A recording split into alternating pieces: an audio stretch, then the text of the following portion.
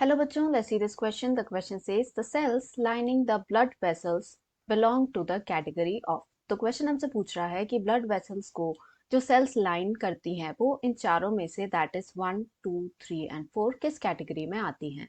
तो क्वेश्चन के लिए जो हमारा की कॉन्सेप्ट रहेगा, it is going to B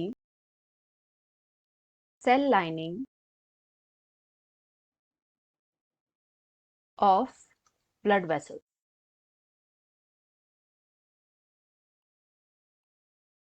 तो ब्लड वेसल्स क्या हैं? ये बेसिकली वो कॉन्ड्यूइट्स होते हैं या चैनल्स होते हैं जिसमें से जो ब्लड है वो हमारी पूरी बॉडी में जो है ट्रांसपोर्ट किया जाता है एंड इसके साथ ही न्यूट्रिएंट्स एंड गैसियस एक्सचेंज होता है। अब यदि हम इसकी सेल लाइनिंग देखें तो जो ब्लड वेसल की लाइनिंग होती है उसे एंडोथीलियम कहा जाता है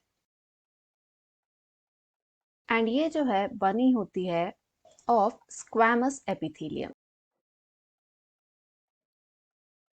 अब यदि हम इस एपिथीलियम के कैरेक्टरिस्टिक देखें तो इसके जो सेल्स हैं ये थिन होते हैं एंड फ्लैट सेल्स होते हैं एंड ये एक तरह का इंटरफेस फॉर्म कर लेते हैं between the blood and the wall of the vessel। तो ये जो इंटरफेस है ये बहुत ज़रूरी होता है for the exchange of nutrients and gases. तो अब यदि हम क्वेश्चन में दिए ऑप्शन को देखें, फर्स्ट जो हमें दिया हुआ है it is columnar epithelium.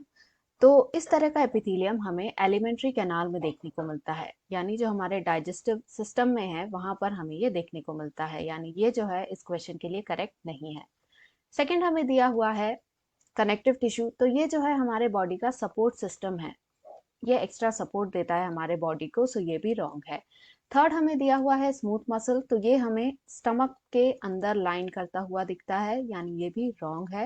And जो लास्ट हमें दिया है दैट इज स्क्वैमस एपिथेलियम। तो जैसा हमने देखा कि स्क्वैमस एपिथेलियम जो है ये सेल लाइनिंग में पाया जाता है, यानी दिस इज करेक्ट। तो हमारा जो फाइनल आंसर रहेगा क्वेश्चन का, it is going to be option number 4,